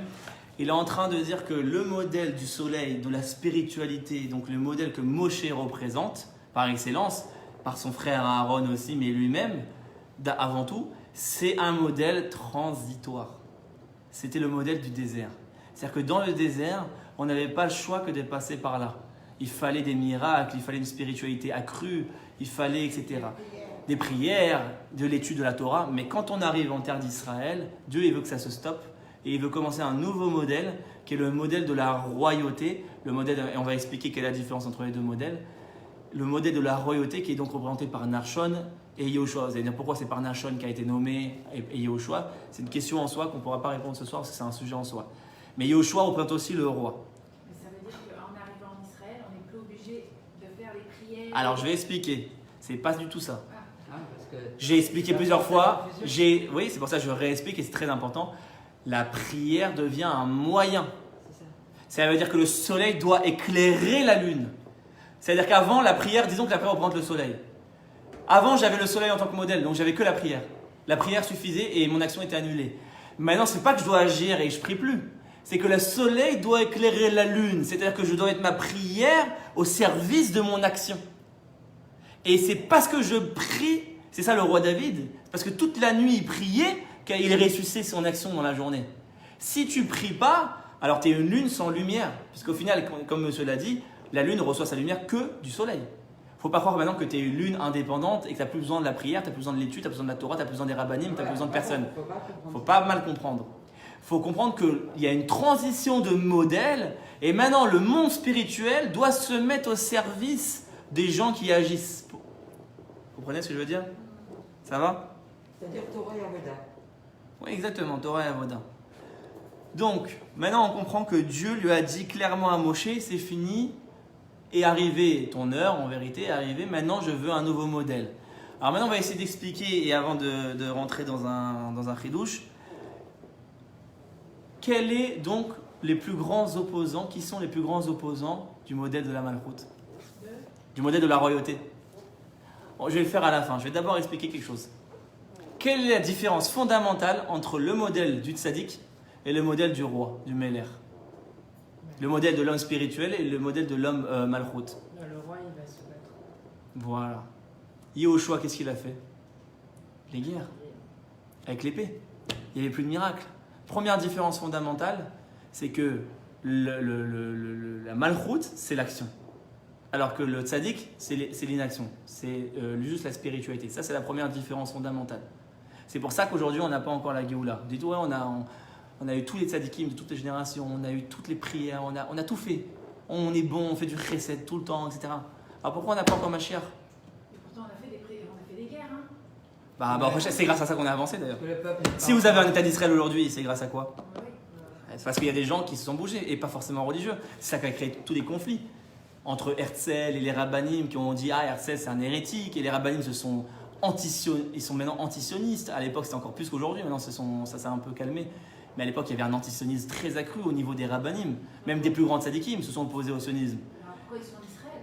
Hein? Il y en a encore beaucoup qui sont restés en... Aujourd'hui, il y en a plein qui sont en Israël, mais qui sont encore antisionistes. Par exemple, ils chantent pas, ils s'arrêtent pas à Yom HaZikaron, et ils disent que de faire l'armée, c'est pas bien. Ils ne mettent pas debout pour Yom HaShom. Bref, je veux pas critiquer. Je suis pas là pour faire des critiques, Ras Veshalom. Je suis pas là pour créer des divisions ou quoi que ce soit. Je suis juste là pour essayer de dire que il y a une opposition de modèle qui se fait au niveau de cette transition. Et donc, qui va devenir les plus grands opposants de la Malchut? Les tzadikim. Les tzadikim eux-mêmes vont devenir les plus grands opposants du modèle de la royauté. Et donc... D'où les paroles du début. Khazak, il a fait le lien tout de suite, le monsieur. D'où les paroles du prophète Yirmiyahu. Maintenant, vous avez compris. Et je vais vous amener la preuve. Je vais vous relire, parce que monsieur, il a tout de suite compris. Fallait écouter au début. Si maintenant vous prenez le mot Amen et que vous mettez Narshon en premier, puisque maintenant c'est le roi qui devient le modèle, oui? Mettez Narshon en premier, quel mot on obtient? Non, on a Aleph, même Noun, et maintenant je vais vous faire passer le Noun en premier, on obtient quoi? Ouais, ça fait quel mot? Neum, le discours. Et ça vous fait allusion à quoi? Neum Adonai. Tu vous rappelez les versets que je vous ai lus au départ? Voici le discours de Dieu. Je vous lis, je vous relis. Ine yamim baim neum Adonai. Voici les jours qui viennent, le discours de Dieu. Neum, Narshon, Aaron, Moshe. Narshon devient le modèle. Va qui moti les David, et je vais amener un roi, je vous rappelle, Malach Meler Veskil, Veasa Mishpat Uzdaka Baaretz. Il va faire la justice sur la terre. Et qui va s'opposer? On l'a lu. Les Nevim, les prophètes, Moshe, Aaron. Qu'est-ce que nous dit le verset? Qui Gam Navi, Gam Kohen, Chanefu. Et le Navi et le Kohen vont m'insulter. Et le prophète et le prêtre. Donc Aaron, représenté par Aaron et Moshe, pourquoi? Parce qu'ils ne supportent pas que Narshon devienne le modèle. Donc qui Gam Navi, Gam Kohen, Chanefu. Gam Beveti, même dans ma maison, c'est-à-dire les plus grands tzadikim qui sont censés me représenter. Matsati Ratam, j'ai trouvé le mal. Neum Adonai, voici le discours de Dieu. Mais le mal, non, puisqu'en fait, c'est lui qui a voulu que le roi soit en premier. Oui, mais eux refusent. Qui? Les tzadikim. Ils ne veulent pas, pourquoi? Parce qu'en fait, les tzadikim sont attachés à un modèle spirituel. Je vais vous donner un exemple. Par exemple, aujourd'hui, moi je prône qu'il faut reconstruire le troisième temple. Il faut reconstruire le troisième temple. Tout le monde veut, mais tout le monde croit qu'il va descendre du ciel, etc. Au Hachem, on a des commentateurs, parce qu'on n'étudie pas assez la Torah. On prend le texte à la lettre, parce qu'il y a un Rashi qui dit le Beth Amikdash va tomber du ciel. Mais au Hachem, on a des commentateurs qui viennent. On ne lit pas, ça s'appelle Tiferet Israël, qui dit Divrei Agada. C'est des images, c'est des métaphores. Arrêtez d'être des enfants maintenant, de croire qu'il va descendre du ciel comme une soucoupe volante. C'est des images. Donc en fait, il faudrait une action, il faudrait que les gens... Voilà, exactement. Ou alors un tremblement de terre et qui... Moi, par exemple, à 17 Tammuz, je suis monté au mont du Temple. Ouais. Je suis monté au mont du Temple le jour du 17 Tammuz, parce que quoi de mieux de jeûner la destruction du Temple que d'être sur le mont du Temple lui-même. Aujourd'hui, on peut monter sur le mont du Temple. Aujourd'hui, on a une souveraineté ennemie sur le mont du Temple, et on laisse cette souveraineté ennemie, et les plus grands rabbinim interdisent la montée au mont du Temple. Alors, il y a des questions halachiques, pourquoi ils interdisent? Il y a des raisons, parce qu'il y a... On ne va pas rentrer dans ces sujets-là, il y a Toumat Met, etc. Bref, Kodesh HaKodashim, le Saint des Saints, et il ne faut pas marcher dans le Saint des Saints parce que sinon tu peux être Rav Karet. Bref, tout ça, c'est des sujets halachiques. Si je me souviens, en 1927, il y a eu un tremblement de terre au Kotel. Il y a eu la mosquée qui tombait, qui était d'ailleurs pas cette mosquée-là, elle était la mosquée avec un dôme en cuivre, voilà. Ensuite, ils ont construit. Donc là, on a pensé que le Beth Amikdash allait être. Oui, malheureusement, on n'a pas. Comme on a le modèle du judaïsme, c'est l'annulation de l'action. Comme aujourd'hui, le modèle du judaïsme, c'est encore le modèle du désert. Alors on n'aura jamais la Géoula, comprenez? Tant qu'on va pleurer devant le Kotel, on va être devant le Kotel, qu'on va pleurer, il ne va rien se passer. Alors t'es pas pour aller au Kotel et... Si Moshe Dayan, il n'avait pas remis la clé au Moufti. Oui. Mais non, mais là, on n'est plus en diaspora, là, en Israël. Oui. Il y a eu des guerres, donc enfin, on est dans l'action maintenant. Oui, mais pas dans le modèle du judaïsme. Si vous aujourd'hui, à l'époque, on aurait pu reconstruire le Beth Amikdash, les rabbanim disent non. Parce que les rabbanim, ils disent ça va tomber du ciel. Comprenez? Ils sont dans un modèle encore du désert où la manne elle tombe du ciel. Donc en fait, les plus grands opposants à ceux qui veulent construire, c'est les tzadikim eux-mêmes. C'est pour ça que donc tout ce passage nous parle du discours de Dieu sur les prophètes, etc., qui se sont détournés. Et qu'est-ce qu'il dit? Vayatou est ami, ils détournent mon peuple, ils manipulent mon peuple, ils leur font croire des fantasmes, etc., que ça va tomber du ciel, ils endorment les gens. Et donc ça n'amène pas la Géoula, ça n'amène pas les choses parce qu'on n'agit pas. Et il dit Gam Navi, Gam Koel, c'est-à-dire les deux sont allés. Je passe les paroles très dures. L'Oshalarti est un Nevim, Vem Ratzou, c'est pas moi qui ai envoyé ces prophètes, Et eux, ils parlent, Lodi Bartélem, je ne leur ai pas parlé, Ve'em Nibaou, et ils prophétisent en leur nom. Et tous ceux qui font croire ça, c'est des mensonges. Shamati et Tacher Amrou, j'ai entendu ce qu'ont dit les prophètes. Anib Im Bishmi, qui se veulent prophétiser en mon nom. Sheker, ils disent du mensonge. Les morts, Chalamti, j'ai rêvé, j'ai vu que le Beth Amikdash allait tomber du ciel. Admata, dit Dieu, jusqu'à quand ça va durer ces bêtises? Ayesh Belev Aneviim Nibea Shaker, est-ce qu'il y a quelque chose dans le cœur de ces prophètes qui sont des prophètes de mensonges? Ou Nevié Tarmit Libam. Achroshvim Leashkiar et Ami Shemi, ils veulent faire oublier mon nom depuis le peuple. Bachalomotam, dans leurs rêves, dans leurs fantasmes. Asha Isapro Ish Lereu, Kaasher Shachechu Avotam Eshmi Babal. Bon, bref, tout ça vous avez compris que quoi? Et je sais que ça peut choquer certains, mais bon, c'est pas moi, je ne fais que lire les textes. Les plus grands opposants au dévoilement de la royauté, c'est les plus grands hommes spirituels. Parce que justement, ils ne supportent pas que ça passe maintenant par une voie naturelle. Vous comprenez? Alors, eux, ils sont hyper intelligents, ils étudient, donc ils savent qu'il ne faut pas qu'ils soient contre... Non. Ils étudient la même chose que toi. Non. Bah, déjà, la plupart interdisent l'étude du Sod, donc déjà, ils ne peuvent pas comprendre. Ah oui, c'est ça le problème, c'est ce qu'il a dit le Rakadosh. Tant qu'on ne va pas dévoiler le Sod, ils vont rester enfermés dans un monde sectaire et ils vont refuser toute autre approche. Vous savez, les messages que j'ai reçus quand je suis monté au Mont du Temps, je ne peux même pas vous raconter. Que j'étais un hérétique, que j'allais mourir dans l'année, que j'aurais pas de part au monde futur. Bah, selon certains rabbanim, vous n'aurez pas de part au monde futur. 1980. Bref, je ne veux pas faire de la chaîne Chas v'Shalom. Mais le texte sur Rambam que tu nous as lu la dernière fois qui était impressionnant. On m'a dit que le monde futur est ici. Oui, mais c'est ce qu'il disait. La Maba, il est là, alors je vois Les pas. grands sadikim, ils étudient la Torah. Non, mais justement, il nous a lu un texte du Rambam qui est incroyable. Et c'est pour ça que j'ai dit qu'il faut le faire lire à la Knesset. Ah oui, la dernière fois, ouais. Parce que je pensais que tu allais nous lire ce soir. Non, je ne l'ai pas ramené ce soir. Oui, le Rambam, il parle des textes.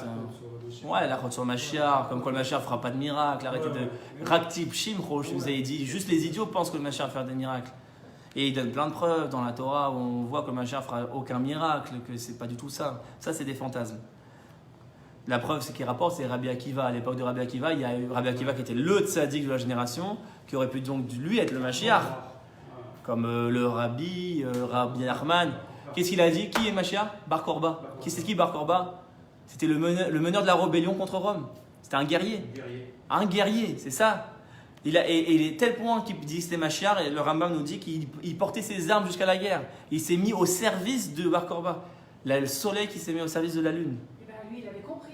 Lui, il avait compris, bien sûr. Mais aujourd'hui, on n'a plus des tzadikim de cette hauteur. Rabbi Akiva, c'est pas un tzadik comme un autre. Vous savez, il a fait Teshuva, Rabbi Akiva. C'est pas un tzadik de naissance. Et on dit qu'il ne supportait pas les religieux. On dit qu'avant ses 40 ans, il voulait mordre les religieux comme un âne. Dès qu'il voyait un rabbin passer, il voulait le mordre. C'est Rabbi Akiva.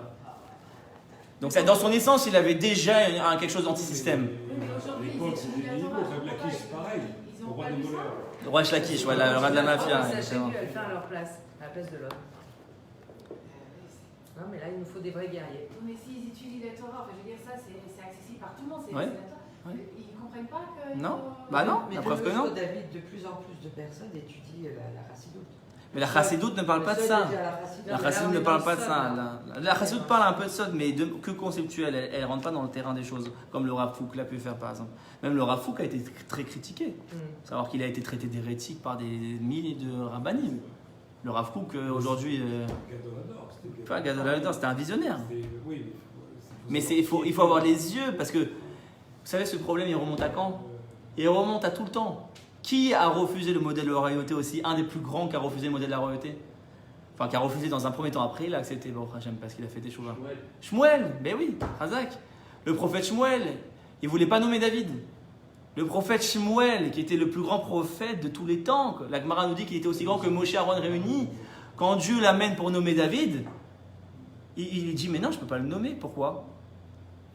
Pourquoi on ne peut pas nommer? Et là, on va comprendre la différence de modèle plus profondément entre la malroute et le tzaddik, entre le Meler et le tzaddik. Quelle est la différence fondamentale entre le Meler et le tzaddik? Oui, je l'ai dit, mais encore plus loin que ça. Le tzaddik, il est kadosh de naissance. Comme Moshe. Moshe, il est né dans son berceau, il y a écrit Vatereu Oto Kitov. Il y avait la shrina qui dépassait de lui. Déjà depuis quand il était bébé, la fille de Pharaon l'a récupéré et on dit qu'il refusait de téter les seins des dames de Pharaon parce que il avait la sensibilité que c'était pas du lait cachère. Pas Khalav Israël, Khalav Nochi. Alors que c'est même pas interdit vraiment. Il avait cette sensibilité spirituelle. Donc c'est de naissance le tzaddik. Et le Meller, c'est quoi? C'est tout le contraire. David, c'est quoi? Il était quoi, David? Enfin, il était considéré comme un zer. Guerrier, Khazak. Quelle était la première mida de David avant même que la Torah l'appelle David? Quand il vient se présenter devant Shmuel, comment l'appelle la Torah? Il était un âne. Vehine ba admoni. Et voici que vient un rouquin. Alors vous croyez que c'est un rouquin physique? On l'a même pas appelé David, on le caractérise de rouquin. Mais comme je dis, la Torah ne s'étudie pas au niveau physique, on s'en fout qu'il y avait un rouquin il y a 3000 ans. C'est le concept du rouge. Le prophète Shmuel voit l'âme de David. C'est un prophète. Il analyse les midotes de David, il analyse la nature de David. Et il regarde, il dit oula, oula, oula, il y a un problème. Qui est aussi rouquin dans la Torah? Esav. Vayetse Arishod Admoni. Et le premier des jumeaux était rouquin. Contrairement à Yaakov qui était kadosh dans les tentes. Esav était rouquin. Pourquoi? Parce que qu'est-ce qu'on rappelle le rouge? Le sang, la violence, la dimension féminine, l'impureté. Donc Yaakov, c'est la dimension masculine et Esav, c'est la dimension féminine. Or, je vous ai dit depuis le départ qu'en vérité, la vraie Géoula dépend du tikkun, de la réparation de la dimension féminine. Donc le roi ne peut pas venir de la dimension de Yaakov. Il ne peut venir que de la dimension de Esav. C'est pour ça que David, il est rouquin comme Esav. Et c'est pour ça que le plus grand prophète de tous les temps, qui lui est entièrement kadosh, qui lui a pour modèle Yaakov, il dit, je ne peux pas nommer David. Ça le gêne, vous comprenez? Il n'a pas la même sensibilité. C'est une nature guerrière, c'est une nature meurtrière, c'est une nature de débauche. D'ailleurs, on voit David qu'il a eu plein de problèmes. Ce n'était pas le tzaddik parfait, David. Il a été avec Bathsheba, il a fait un adultère. Après, il y a une marque qui dit que ce n'est pas vraiment une faute, c'est une faute. Mais quoi qu'il arrive, ça reste sujet à polémique. C'est sûr, un vrai tzaddik, il n'amène pas des polémiques comme ça dans sa vie. Et il a fait les guerres. Un vrai tzaddik, il ne va pas couper des têtes. Vous imaginez, le Rabbi Lubavitch allait prendre son épée et ben c'est ça le roi David. Le roi David qu'on dit David Melech Israël Chai Vekayam, le modèle messianique. C'est-à-dire c'est un homme qui de par sa nature est opposé au modèle du tzaddik. Il n'est pas du tout kadosh dans son essence, il est au contraire complètement problématique, complètement impur quelque part. Alors pourquoi c'est le Mashiach? Parce que lui aura la force de transformer cette impureté et de la mettre au service de Dieu. C'est-à-dire pas de tomber dans l'impureté, mais d'utiliser cette impureté dans le bien. Qu'est-ce que ça veut dire? Le Midrash nous dit, même Shmuel n'a pas compris, Dieu lui répond, t'as rien compris, toi, tout aussi grand prophète que t'es. Esav, c'était un meurtrier, mais pour lui-même. David sera un meurtrier, mais pour son peuple. Il fera les guerres de Dieu et il coupera la tête des ennemis sans pitié, et c'est ça que j'ai besoin. Parce qu'on sait que le plus grand défaut des Juifs, c'est la miséricorde. On le voit jusqu'à aujourd'hui. On va chercher un rouquin là pour nous faire la prochaine guerre. Ben oui, il faut quelqu'un comme ça. Et c'est pour ça que le Mashiach, il vient d'où? De David, il vient d'où? De Moab. Parce que son arrière-grand-mère, c'est qui? C'est Ruth, qui vient de Moab. Et Moab, c'est quoi? C'est le peuple le plus débauché au monde. Et le Mashiach, il sort de ça. Parce que quelque part, il faut cette dimension pour faire un tikkun. Vous comprenez? Tu veux dire qu'il nous faut ces anarchistes? Exactement. Mais c'est vraiment qui dit, c'est la Gemara. La Gemara Brachot, page 34, elle dit une phrase que personne n'a jamais compris. Tous les commentateurs se sont cassés la tête. Makom sheba lechuva omdim, tzadikim murim enam omdim. À l'endroit où se tiennent les Baal Teshuvah, aucun tzaddik gamour ne peut se tenir. Et tous les commentateurs disent, mais c'est quoi cette Gemara? Le tzaddik gamour, Baba Saleh, le Rabbi.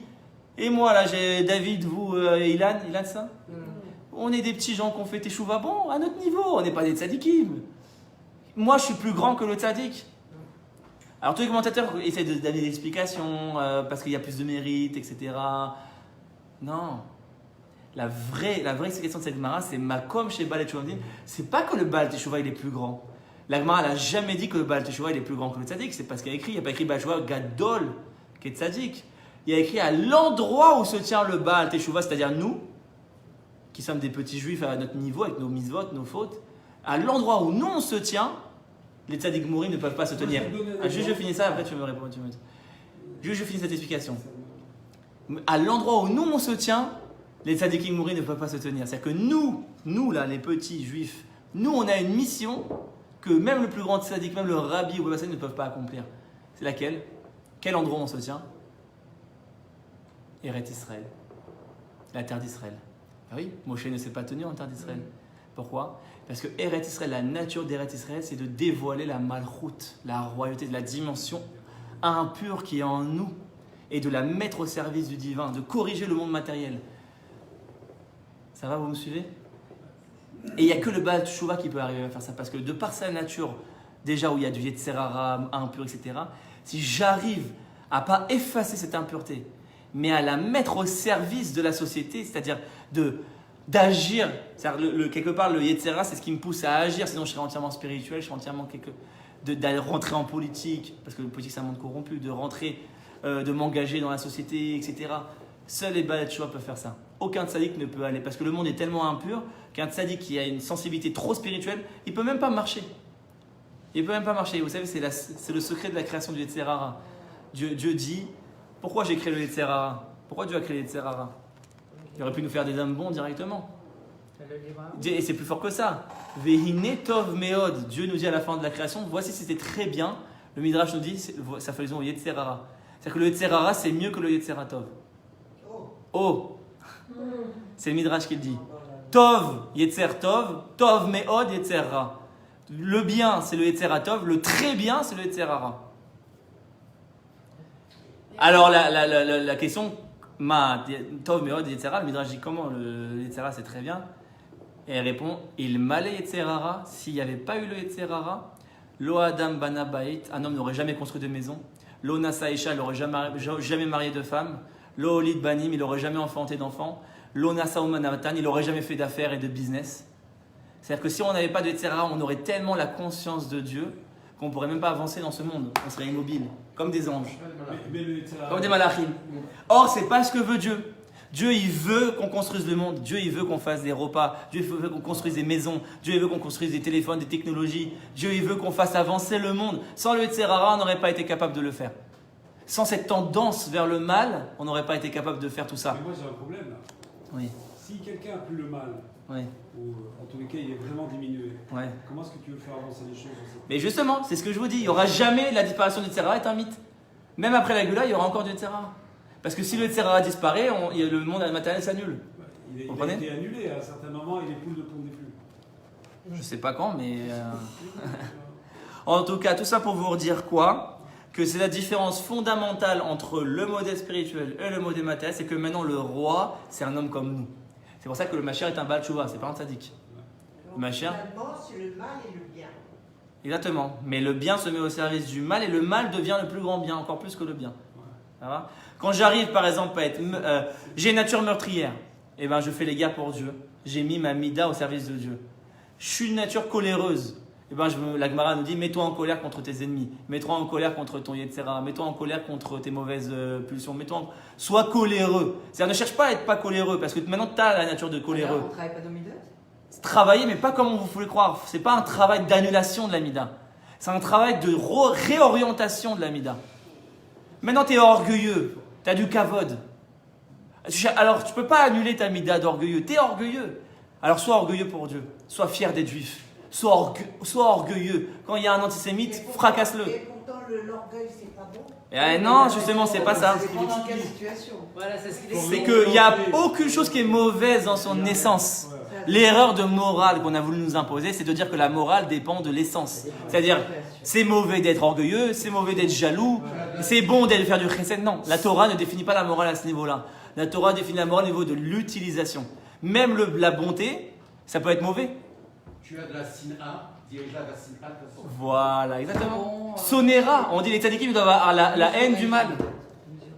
C'est-à-dire que tout le travail, c'est de réorienter et d'avoir une bonne utilisation, pas de les annuler.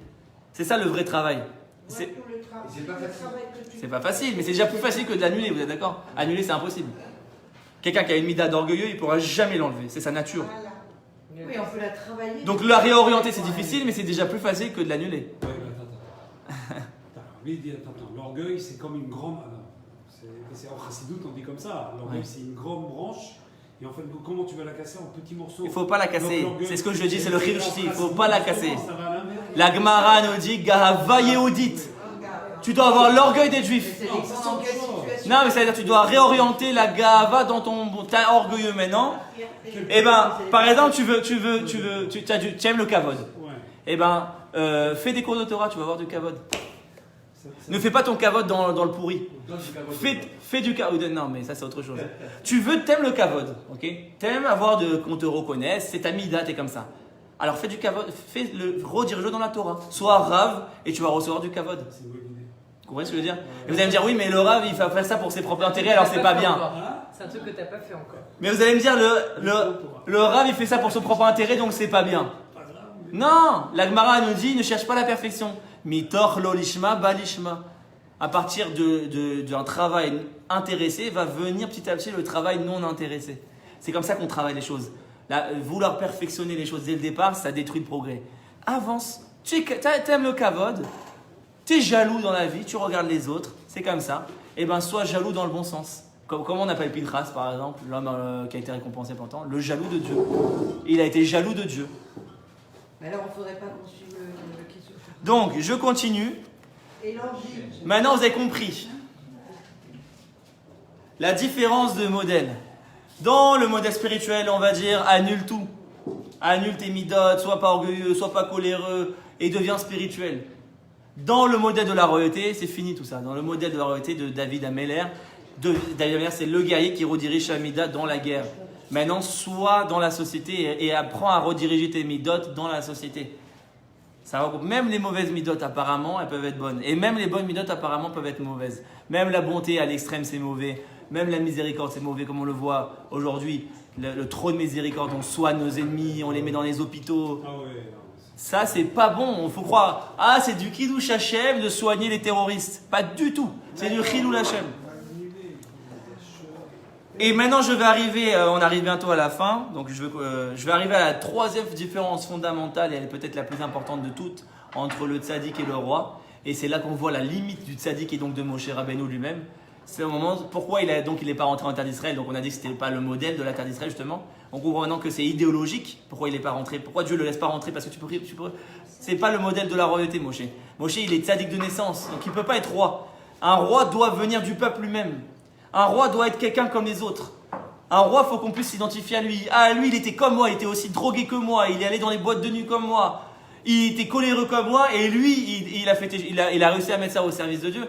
Cela, c'est possible, là, je m'identifie. C'est vrai que le Mashiach, il faut qu'il passe par ça, contrairement au tzaddik. Et donc, la faute de Moshe, pourquoi il n'est pas, selon le Pshat, c'est quoi? C'est la faute du rocher, vous savez, quand il a frappé le rocher. Qu'est-ce que nous dit le Midrash? Shimuna Amorim. Moshe a dit au peuple, écoutez-moi les rebelles. Alors maintenant, Moshe, il n'a jamais dit un mot depuis le départ, il n'a jamais jugé son peuple. Jamais. Il y a eu la faute du veau d'or, ils ont craché sur lui dès le départ, ils n'ont pas voulu sortir d'Égypte, 80% sont restés en Égypte, ils l'ont traité de faux prophètes, etc. Oui, il n'y a que 20% qui sont sortis d'Égypte, un cinquième. Avec toute la souffrance qu'ils 80%, oui, mais parce qu'en vérité, c'est pas comme dans les dessins animés, l'esclavage d'Égypte, hein. C'est pas les fouets. Hein. L'esclavage d'Égypte, c'est nous, hein. C'est mental. Les Juifs ne voulaient même pas plus sortir d'Égypte, ils étaient mentalement enfermés, comme aujourd'hui en France, on ne veut plus sortir de France. Ça, c'est la même chose, ça se reproduit. Donc, Shimuna, il a dit un mot, il a dit, parce qu'il était fatigué, à un moment donné, t'es poussé à bout, quand les gens, ils sont toujours à se plaindre, à se plaindre. Écoutez les rebelles, bam, Dieu l'a puni. Tu rentreras. Mina Sela, etc. Il a perdu patience avec le peuple. Ah, t'as perdu patience avec le peuple. Tu juges mon peuple. C'est des rebelles. Bien sûr, c'est des rebelles. Attends, ils font que cracher sur tout. Ils sont ingrats, etc. Qu'est-ce que nous dit le Midrash? Chez Amar Moshe Lakash Baruch Hu Vehen Lo Ya'aminu Bi. Moshe dit, ils vont pas me croire. Amar Lo Lakash Baruch Hu, Dieu lui dit, En Ma'aminim Bnei Ma'aminim. Mon peuple, c'est des croyants, fils de croyants. Veata En Sofra Le'amin. Et toi, ta finalité, c'est que toi, tu vas pas croire. Tu juges mon peuple, genre ils ont pas la émouna, etc. Tu crois que tu es plus élevé qu'eux. Toi, Moshe Rabbeinu, tu crois que tu as plus de émouna que le peuple. Tu crois que, oui, mais justement, Dieu, là, il a été puni. Toi, tu crois, je vais te prouver que toi, tu vas finir à avoir moins d'émouna qu'eux. Mais roulé chez Neymar, comme il a dit Dieu au moment du rocher, quand Moshe a frappé, il a dit, ah, Dieu, t'as vu? Il y a En Lo et Mantembi. Vous n'avez pas cru en moi, il parle à Moshe et à Aaron, parce qu'Aaron a participé aussi à cette faute. Vous avez manqué d'émouna en moi. Béné Israël, yesh bekocham mushrash haemuna. Les Juifs, dans chaque Juif se trouve enracinée la force de la Emouna. Bekoach haavot, ils ont reçu ça en héritage des pères. Avafilou chez Bagalot, et même quand ils se trouvent dans le plus profond de l'exil. En yecholin leotzi mikoach halapoal, et qui ne peuvent pas maintenant réaliser ce potentiel qu'ils ont au fond d'eux, que apparemment ils font que se plaindre et ils font que rejeter Dieu et que rejeter la Torah. Zoa Emouna, ça c'est la vraie Emouna qui commence pour le dirigeant. Avalhem bnei ma'aminim, sache qu'au fond d'eux, c'est des fils de croyants. Ou behemet kmo shetrichim le'amin be'akadosh baruch hu. Et de la même manière, dit Dieu à Moshe, de la même manière que tu dois croire en moi, parce que Moshe il a posé la question comment les Réchaïm ils dirigent le monde et pourquoi les Tzadikim ils souffrent dans ce monde. De la même manière que tu dois avoir la Emouna que tout est pour le bien dans ce monde, c'est-à-dire que tu ne vois pas apparemment que tout est pour le bien, mais tu dois avoir la Emouna que tout est pour le bien, que tu dois croire en moi, même si on ne comprend pas la façon dont Dieu dirige le monde, de la même manière, tu dois croire dans le peuple juif. Même s'ils ont l'air de rebelles et de tueurs et d'impies, tu dois croire qu'au fond d'eux, tu dois avoir la Emouna, qu'il n'y a que le bien en eux, qu'il n'y a que la Emouna, que ça finira par se dévoiler. Amen. Amen. Donc on voit que Moshe à ce moment-là, il a manqué d'Emouna, il a jugé le peuple. Et ça, c'est la différence fondamentale entre le tzaddik et le roi. Pourquoi le Mashiach, il aura quoi de plus que Moshe? Mashiach, il saura réaliser ce que je vous dis là. Il aura la croyance fondamentale que même le plus grand des drogués de Tel Aviv, il aura la lumière divine en lui. Mais il va nous juger, Mashiach. Alors que dans le modèle spirituel, dans le modèle des yeshivot, dans le modèle des tzaddikim, on dit vaut mieux se protéger. On ne va pas chercher à... D'accord. Le Rabbi de Lubavitch, par exemple. Ah, lui, justement, il connaissait tous ses secrets. Il a fait un premier tikkun. Chabad, c'est basé sur la chassidoute, justement, sur la Kabbalah. D'ailleurs, il dit dans le Seder de Pessah, il dit il n'y a pas 4 fils, il y a 5 fils, exactement. Voilà, le 5e. Mais il a révolutionné l'esprit judaïque, parce qu'avant lui, il n'y avait pas ça.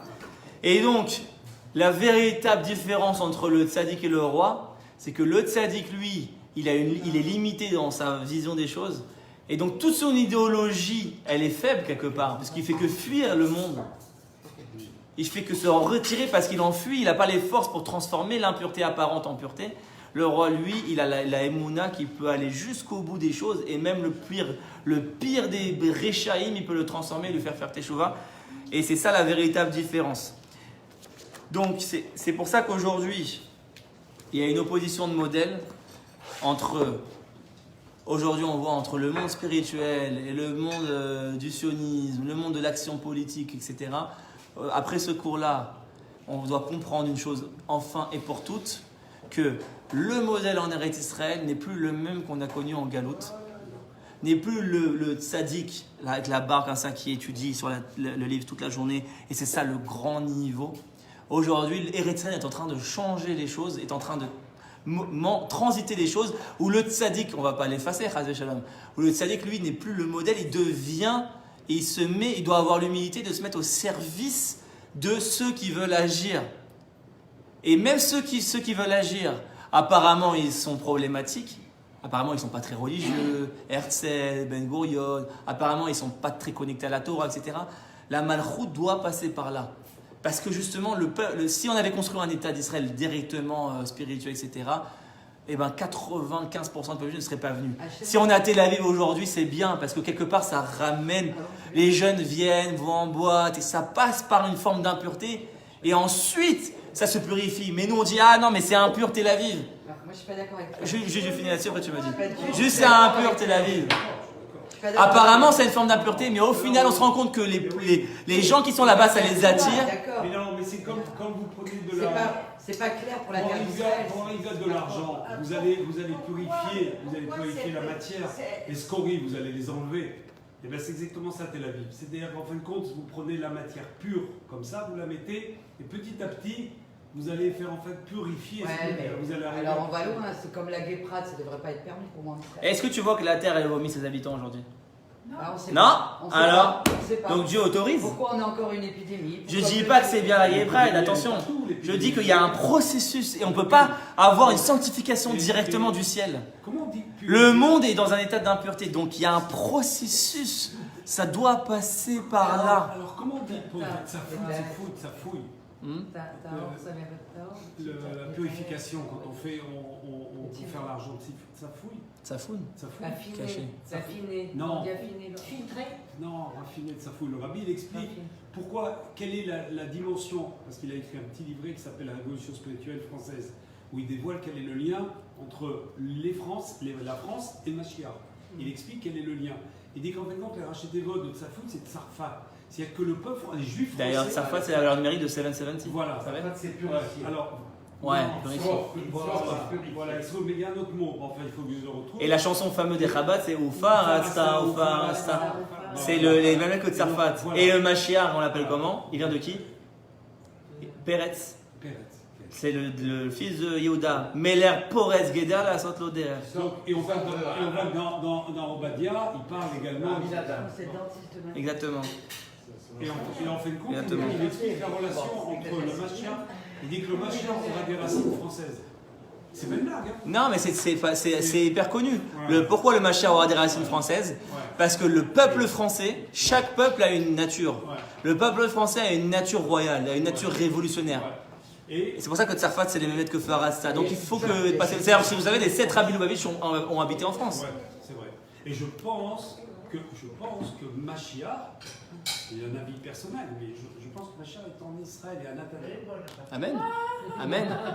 Non, c'est sérieux ce que je dis. On n'a pas le droit de... Donc je finis sur une phrase. Je conclue le cours sur une phrase du Zohar Kadosh. On a compris maintenant, et maintenant on va la comprendre parce qu'avant tout ce cours, vous auriez lu cette phrase et dit c'est quoi, c'est n'importe quoi. Le Zohar HaKadosh nous dit, le Mashiach, à la fin des temps, il va faire Teshuvah aux Tzadikim. Ouais. Allez demander à tous les rabbanim, comment ça se fait que le Zohar il demande que le Mashiach va faire Teshuvah aux Tzadikim, pas aux homosexuels, pas aux gens qui sont en boîte de nuit, pas aux gens qui sont... Pourquoi? Aux Tzadikim. Alors je vous explique. La Teshuvah. Pourquoi le bon Dieu Et c'est bien. C'est ça. C'est ça, Teshuvah. Parce qu'on parlait trop. De quoi Toutes les synagogues, actuellement, elles sont fermées. Mais c'est parce qu'on se Parce que tout le monde parle. Parce que justement Dieu il veut qu'on sorte des synagogues. Mais elles ne sont pas fermées. Justement, Dieu, il veut qu'on amène la spiritualité comme ça. Parce qu'on est tellement fermé. Quand je vais à la synagogue, je mets ma kippa. Et quand je sors, j'enlève ma kippa. Alors qu'en vérité, ça doit être l'inverse. Quand je rentre dans la synagogue, je dois enlever ma kippa. Et quand je sors de la synagogue, je dois la mettre. David, alors tu deviendrais punition de Dieu.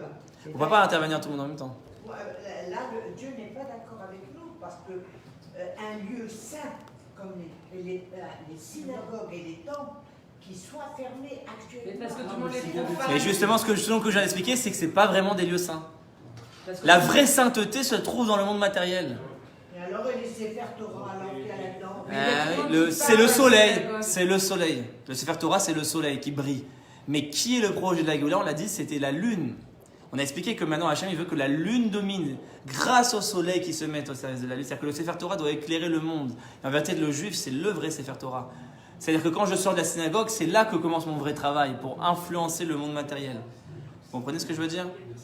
Et donc, ça veut dire quoi que Mashiach, et je finis sur ça, c'est-à-dire quoi que le Mashiach va faire Teshuvah au Tzadikim? Ça veut dire quoi Teshuvah? C'est pas repentir dans le sens chrétien des choses. Teshuvah, ça vient du mot la chouve, qui veut dire retour. Comme Shabbat, la chouve. Comme Shabbat qui veut dire Teshuvah. Shabbat, ça vient de la même racine que le mot Teshuvah, qui veut dire retour. Retour de quoi? Et bien en fait, le Mashiach, il va faire revenir les tzadikim d'en haut vers le bas. Il va leur faire retour dans le monde matériel. C'est ça que le Mashiach va faire Teshuvah tzadikim. Et c'est ça la mission principale du Mashiach. Pourquoi? Parce qu'on a expliqué que tant qu'il y a une déconnexion entre les tzadikim et le monde matériel, alors le monde matériel est impur. Parce qu'on a dit qu'est-ce qui purifie la femme? La semence de l'homme. Donc en fait, Mashiach, c'est Tiferet. Non, Mashiach, c'est Malchut. C'est tzadik le Tiferet, c'est tout le contraire. Et ce serait même plus. Il fait le lien entre les deux. C'est la royauté. Il doit recevoir la... On en reparlera. Donc, le but, l'essence de la mission du Mashiach, c'est d'amener le monde spirituel, les plus grands tzadikim, à revenir, à s'impliquer et à agir dans le monde. S'il arrive à faire ça, après, il n'a plus besoin de faire Teshuvah à tout le monde. Parce que de source, ça va commencer à tout se purifier. la société va commencer à se purifier. Ça veut dire quoi? Je traduis le discours. À partir du moment où la Torah va se politiser. C'est-à-dire à partir du moment où elle va sortir de la synagogue, elle va commencer à rentrer au niveau de la nation, à diriger les lois de la société, à diriger le système. Parce qu'aujourd'hui, qu'est-ce qui crée que le politique est corrompu et le monde moderne est corrompu et pourri? Parce qu'il y a une déconnexion et que le monde spirituel s'enferme dans les synagogues. C'est la séparation entre l'Église et l'État. Ça commence grâce au modèle d'Eretz Israël, justement. Quand on était en France, aux États-Unis, quand on était en France, aux États-Unis, on était enfermés dans un monde spirituel, on était dans les synagogues, etc. Et donc on a créé une séparation de facto, de par nous-mêmes, on était séparés du monde matériel. Mais quand on revient en Eretz Israël nous commence à pousser à revenir. Donc la Torah commence à redevenir nationale, sociétale. Elle commence à devenir... La Gemara ne parle que de codes, de lois civiles, les lois commerciales, les lois militaires, les lois juridiques, les lois sociales. C'est pas de religion la Gemara, c'est un code civil. Donc ces lois-là, on ne les applique plus. Aujourd'hui, quand on dit qu'on est des hommes de Torah, en vérité, on applique quoi? 10 à 15% de la Torah, même si on est plus grand tzaddik. Toutes les lois de Shemitah, d'agriculture, les lois du Beth Amikdash, les Korbanot, tout ça a disparu, 80% de la Torah. Donc tant que la Torah ne se politise pas et donc la Torah ne vient pas façonner la société, alors on reste dans un modèle de séparation et donc de désunion entre les deux dimensions. À partir du moment où les tzadikim vont commencer à se dire, ça y est, j'arrête d'être enfermé, maintenant je rentre et j'amène la Torah à combattre le mal, vraiment, à combattre la corruption, à amener la justice sociale, à amener l'amour, à amener la charité, à amener les guerres contre les ennemis, la sécurité.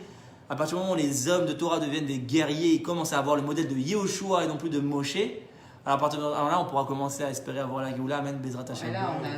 Merci, je déconnecte juste le cours. Merci à vous, à bientôt.